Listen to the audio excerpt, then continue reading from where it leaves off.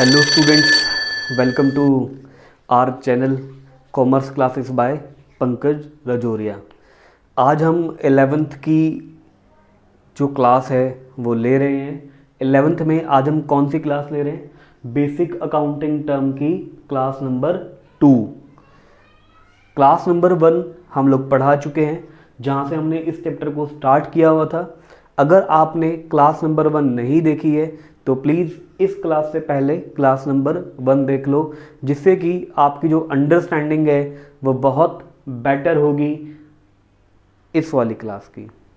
अब class number 1 पे हमने करा किया था बेटा। क्लास नंबर 1 पे जहाँ पे मैंने एंड किया था ना, मैं आपको वहीं पे लेके आ रहा हूँ।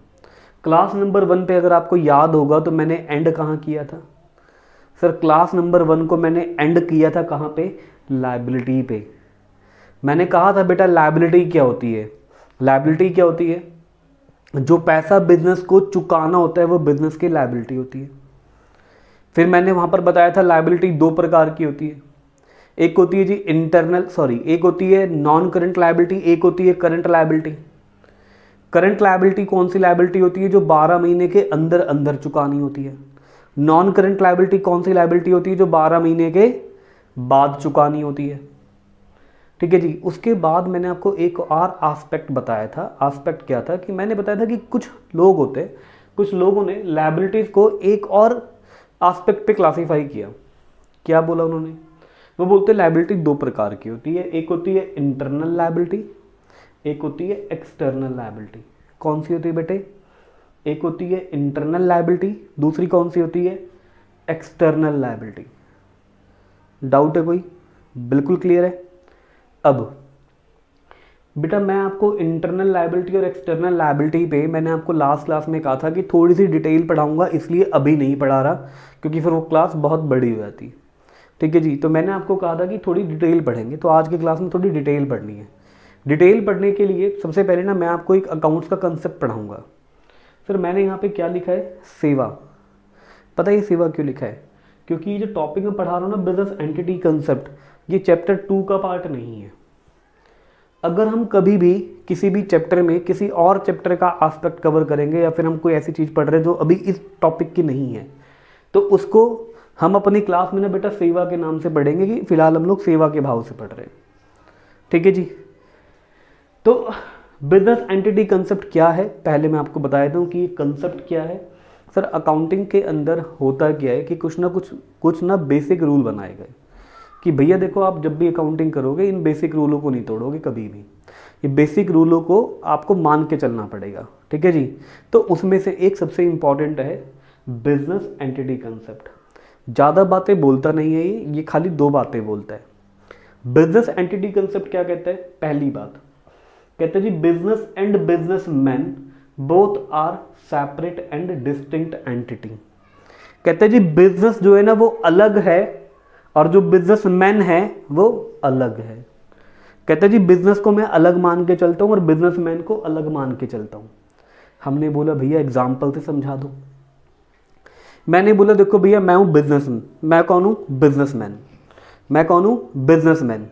मेरे बिजनेस का नाम क्या है बेटे? मेरे ट्यूशन सेंटर का नाम है स्टडी कैंपस।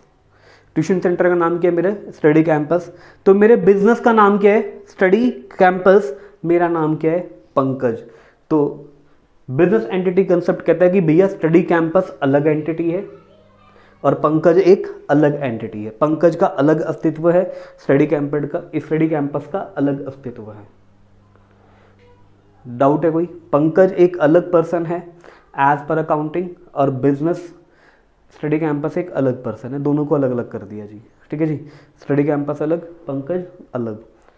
आई थिंक पहली बात समझ में आ गई होगी आपको बिजनेस एंटिटी कंसेप्ट की। क्या कहता है? कहता है भैया बिजनेस और बिजनेसमैन दोनों अलग अलग एंटिटी होते हैं। ठीक है जी। एग्जाम्पल के लिए याद रखना, पंकज अलग है, स्टडी कैंपस अलग है। अब सेकंड बात एक और बोलता है, ये वाली बात ज़्यादा इंपॉर्टेंट है। क्या बोलता है?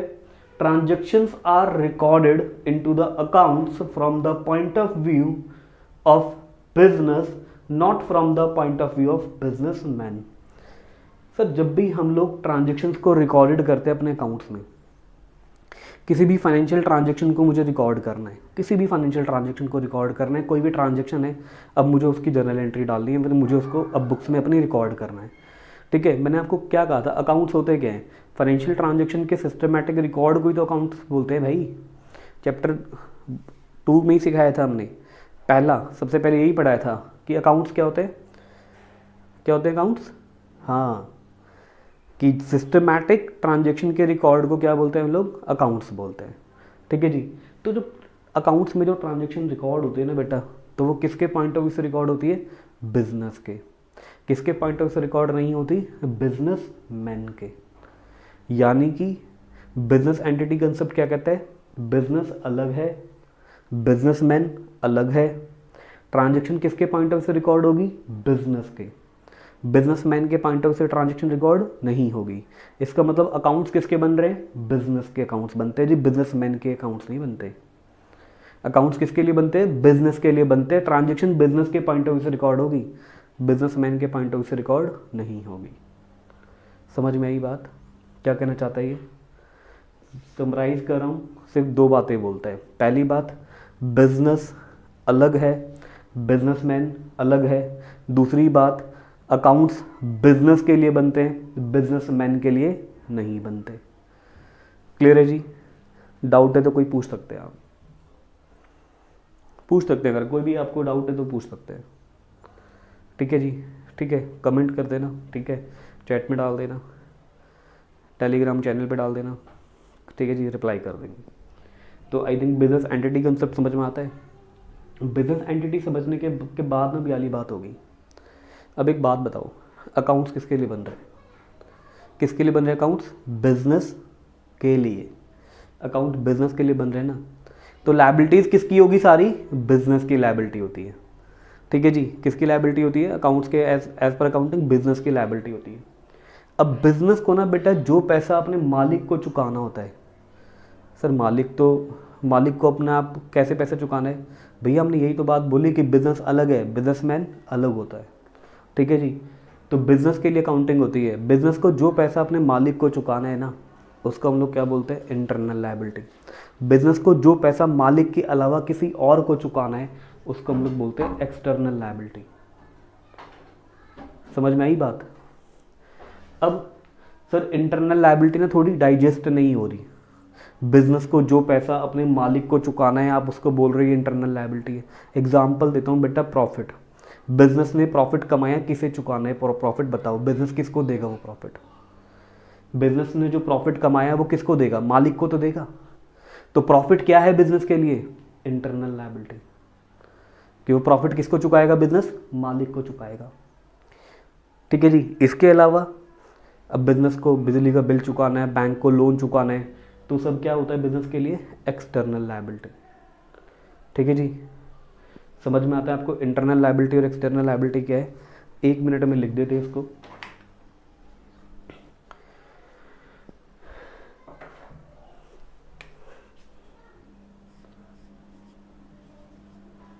Internal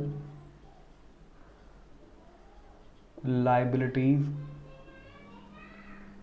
are those liabilities which are payable to owner। इसको ऐसे लिख लो,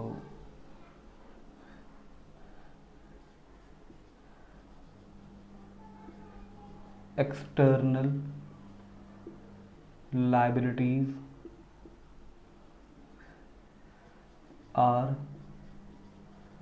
those liabilities which are payable other than honour.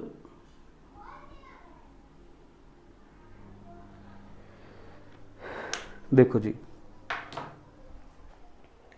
लिख दिया हमने। इंटरनल लायबिलिटी कौन सी लायबिलिटी होती है, वो लायबिलिटीज जो मालिक को चुकानी है। एक्सटर्नल लाइबिलिटी कौन सी होती है? External liabilities are those liabilities which are payable to other than owner, जो मालिक के अलावा किसी और को चुकानी है। ठीक है जी, स्क्रीनशॉट लेना है स्क्रीनशॉट ले लो, नोट्स से ये कमेंट डाल देना। ठीक है जी, नोट्स भेज देंगे आपको, कोई दिक्कत नहीं है। ठीक है जी, तो आई थिंक ये समझ में आता है, हमें आगे चलना चाहिए। ठीक है जी, लायबिलिटी कंप्लीट होता है। लायबिलिटी का मतलब क्या है? जो पैसा चुकाना है वो लायबिलिटी है। ठीक है जी, दो प्रकार की होती है, current and non current. Current वो जो 12 महीने में चुकानी है, नॉन करंट वो जो 12 महीने के बाद चुकानी है। अब लायबिलिटी को एक और एस्पेक्ट पे देखते हैं, इंटरनल और एक्सटर्नल। इंटरनल लायबिलिटी वो जो बिजनेस के मालिक को चुकानी है, लाइक प्रॉफिट।